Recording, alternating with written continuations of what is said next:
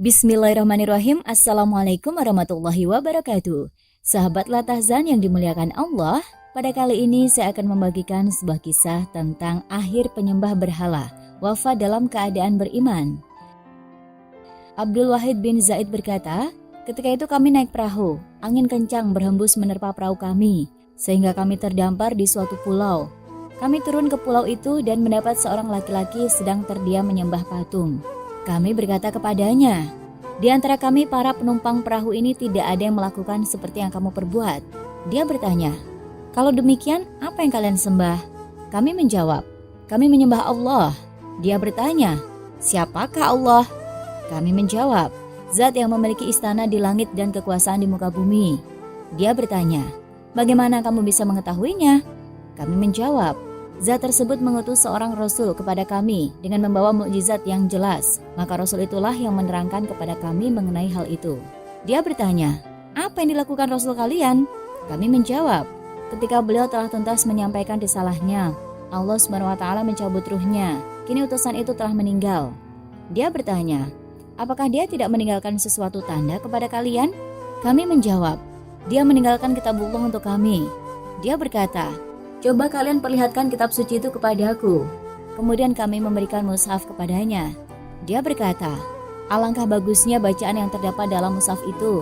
Lalu kami membacakan beberapa ayat untuknya. Tiba-tiba ia menangis dan berkata, tidak pantas zat yang memiliki firman ini didurhakai. Kemudian ia memeluk Islam dan menjadi seorang muslim yang baik. Selanjutnya dia meminta agar diizinkan ikut serta dalam perahu. Kami pun menyetujuinya. Lalu kami mengajarkan beberapa surat Al-Quran.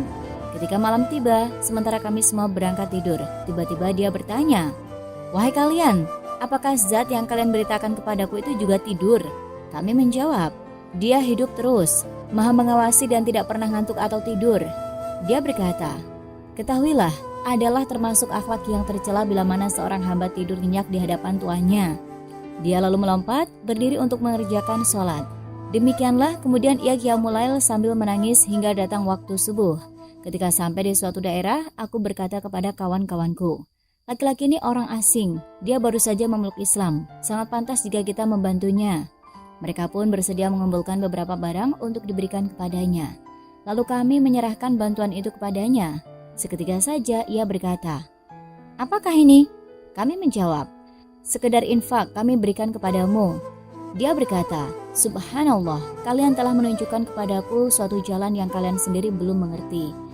Selama ini aku hidup di suatu pulau yang dikelilingi lautan, aku menyembah zat lain, bukanlah Allah SWT.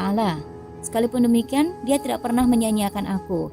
Maka bagaimana mungkin dan apakah pantas zat yang aku sembah sekarang ini, zat yang maha mencipta dan zat maha memberi rezeki, akan menelantarkanku? Setelah itu dia pergi meninggalkan kami. Beberapa hari kemudian aku mendapat kabar bahwa ia dalam keadaan sakaratul maut. Kami segera menemuinya dan ia sedang dalam detik-detik kematian. Setiba di sana aku ucapkan salam kepadanya lalu bertanya, apa yang kamu inginkan? Dia menjawab, keinginan dan harapanku telah tercapai pada saat kalian datang ke pulau ini. Sementara ketika aku tidak mengerti kepada siapa aku harus menyembah. Kemudian aku bersandar pada salah satu ujung kainnya untuk menenangkan hatinya. Tiba-tiba saja aku tertidur. Dalam tidurku aku bermimpi melihat taman yang di atasnya terdapat kubah di sebuah kuburan seorang ahli ibadah. Di bawah kubah terdapat tempat tidur, sedang di atasnya tampak seorang gadis sangat cantik.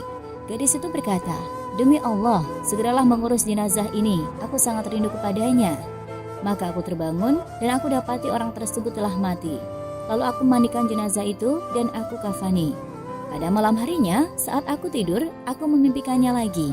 Aku lihat ia sangat bahagia, didampingi seorang gadis di atas tempat tidur di bawah kubah sambil menyenandungkan firman Allah. Sambil mengucapkan, Assalamualaikum bima sabartum. Maka alangkah baiknya tempat kesudahan itu. Surat Ar-Ra'd ayat 24, Al-Mawa'iz wal Majalis 40. Wallahu alam. Dan demikianlah kisah kali ini, semoga bisa bermanfaat bagi kita semua. Amin, Allahumma amin. Sekian, wassalamualaikum warahmatullahi wabarakatuh.